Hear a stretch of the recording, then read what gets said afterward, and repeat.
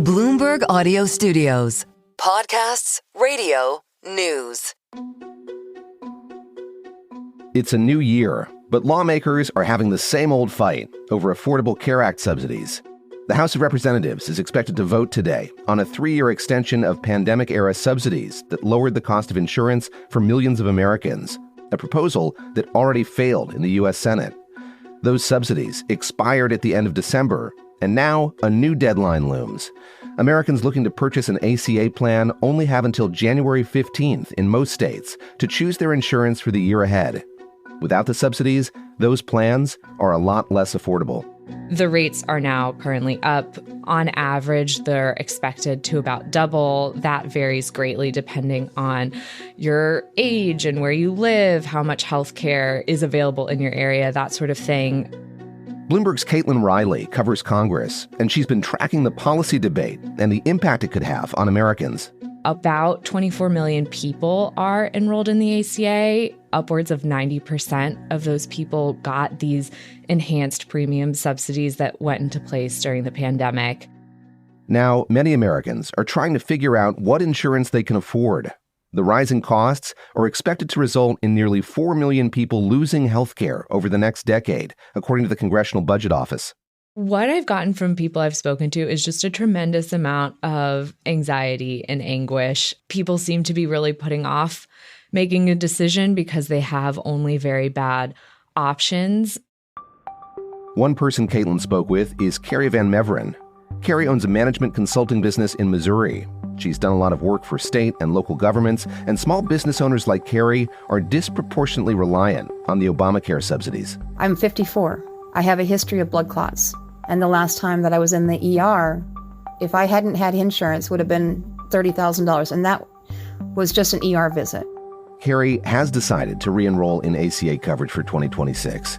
But without the guarantee of those subsidies, she's had to choose a new plan with higher monthly premiums. I ended up picking a very high deductible plan that has much higher copays. It has much higher out-of-pocket max. So it becomes a risk policy, not a healthcare policy, because you can't afford to use it. Even as lawmakers face the end of open enrollment next week, my colleague Caitlin Reilly says it remains uncertain whether Democrats and Republicans can reach a compromise. All of this is still very much a long shot, but we are expecting to see more activity in the coming weeks. And even if all of that fails, because it's a midterm election year, we don't expect this issue to go away.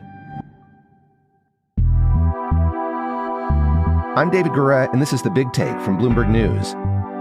Today on the show, how an intractable battle over how to lower healthcare costs could wind up keeping them high.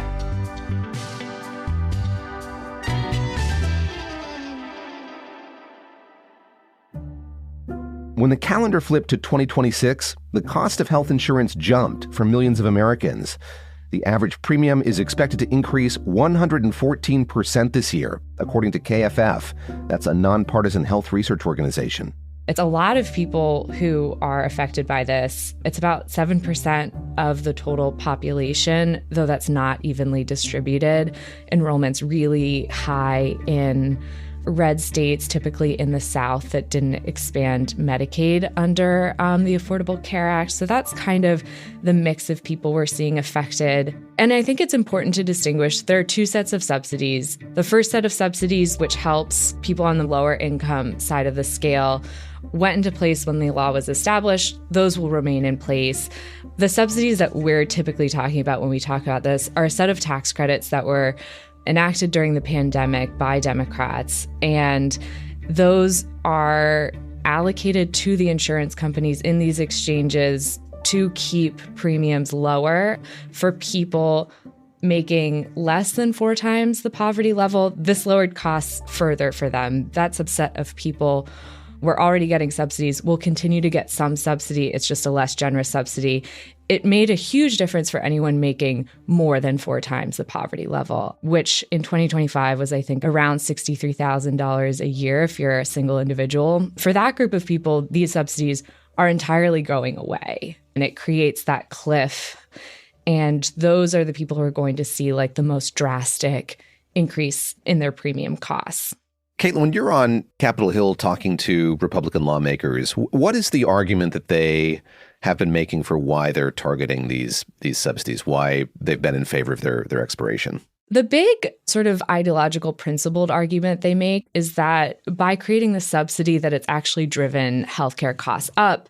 You remove kind of the competitive pressure that might have exercised some moderating force on what these premiums cost. So that's kind of the big ideological argument. I think there's another piece of this that when Obamacare was created, very few of them supported it. It's not become that much more popular with them since. These subsidies were created fully along party lines with only Democratic votes. And I think there's a feeling that this was a temporary program put in place during the pandemic. We're out of the pandemic. And I think another piece of this is that they don't like the cost. There are a lot of reasons that come up, but I think it's like really just this deep sort of ideological divide between the parties on healthcare and how to keep costs down. Republicans argue the subsidies are too expensive. Since 2021, they've driven up Obamacare's costs, and extending them for a decade would cost more than $300 billion, according to the Committee for a Responsible Federal Budget, a nonpartisan fiscal policy organization. President Trump supports an alternative that doesn't involve ACA subsidies. Back in November, there was sort of a trial balloon that got put out, seemingly from the White House, that would have involved a partial extension, like at least a short-term extension of the credits, and then like a shift to like federally funded HSAs that would go directly to people enrolled in the exchanges. HSAs, health savings accounts. President Trump promoted the idea again in a speech to Republican House members this week. Let the money go directly to the people. It goes in a healthcare account. There are numerous things you can do, but you have to let no money for the insurance companies. I'm going to meet with you. Republicans in the Senate have put that plan forward, held a vote on the floor. It needed 60. Obviously, it didn't get there. That is not going to go anywhere with Democrats if it's proposed as like instead of the tax credits. They like the tax credits. Caitlin says, big picture, the two sides are just very, very far apart. I do think that like the politics here are probably the bigger challenge to overcome in terms of reaching a compromise versus like any single provision we're seeing in some of the bipartisan proposals that have been put out. Coming up, the sticking points making a deal so difficult and why extending or changing the subsidies at this point could create a new set of challenges.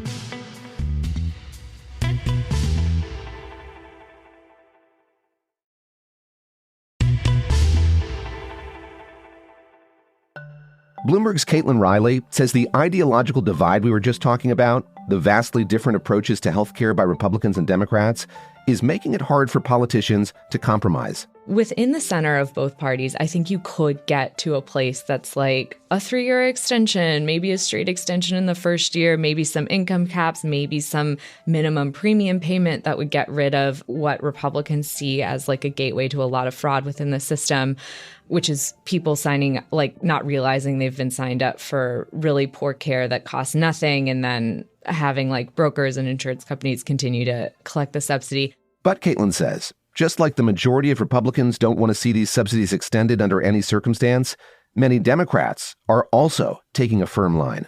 I think there are a lot of Democrats who feel that they're winning the political debate on this, and it's resonating with voters, and feel like we want a clean extension or we want nothing.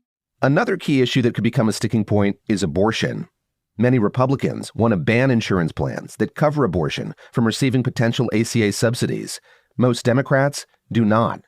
And even President Trump encouraged Republicans to be flexible on abortion in a speech on Tuesday. You got to be a little flexible. You got to work something. You got to use ingenuity. You got to work. 4 House Republicans did cross party lines to force a vote on the Democrats' proposed 3-year extension. That vote is expected to take place today. A question of mechanics. If Congress were at this point to renew these subsidies, how would that impact existing 2026 plans and people who are maybe still trying to catch the end of the open enrollment period right now? I do think we're entering into a period of where it becomes a real logistical challenge. I believe that a lot of exchanges and insurance companies had plans in place in case there had been a clean extension. One criticism we've heard from Democrats of a bipartisan compromise that makes changes is that it would just create such a logistical nightmare if now you're adjusting to a subsidy that looks different than the one that just expired. And even from some moderate Republicans who seem interested in reaching a deal, you have seen some acknowledgement that maybe for the first year you would just extend them as is and then phase in modifications later. What likely would have to happen if they reach a bipartisan compromise, certainly after January 15th, and a lot of the plans that have percolated include this, is you would see some extension of the open enrollment period to allow for people to get better coverage or sign up for coverage. You would probably have to see some change to open enrollment to accommodate this. We're at a moment where lawmakers are looking headlong at another budget fight, just weeks away from the prospect of another government shutdown. Do you have any sense of whether or not these subsidies could become a sticking point in that next big spending fight, or are lawmakers from both parties kind of content to leave that behind, having done that just a few months ago? Everything could change very quickly, but the impression I was getting before the break was that neither party really wants another government shutdown. I get the sense that Democrats felt like they held out as long as they could to try to force action on this during the previous government shutdown, and that doing that again would kind of be fruitless. The deadline is also occurring after open enrollment has already closed. I don't expect this to play a huge role in the next, set of negotiations to fund the government. Farther off, but not many months farther off, is the midterm election. Here we are in 2026, a midterm election year. How is that coloring this debate as we get closer to that? I think Democrats are very eager to run on this issue. I expect we will continue to hear a lot more about this. It really plays well into the affordability pitch they're making to voters and felt was very successful in off-year elections in November. So this is something that we expect to keep hearing about, even if they don't settle on a solution. Meanwhile, people like Carrie Van Meveren are preparing for the worst-case scenario. I already know dozens of other small business owners, as well as families who some are just going to cross their fingers and hope that they can get through until there's better changes. Carrie is already thinking about the difficult choices she may have to make. If she notices signs of another blood clot, she says, she'd have to think carefully before going to the hospital with her new ACA plan. Next time I have the symptoms, do I take a chance and hope that it's not? Or do I go to the hospital and deal with the consequences financially and that, I could lose my home?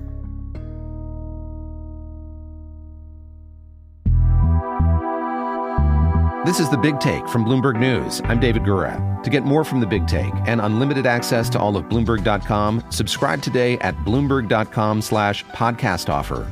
If you like this episode, make sure to follow and review The Big Take wherever you listen to podcasts. It helps people find the show. Thanks for listening. We'll be back tomorrow.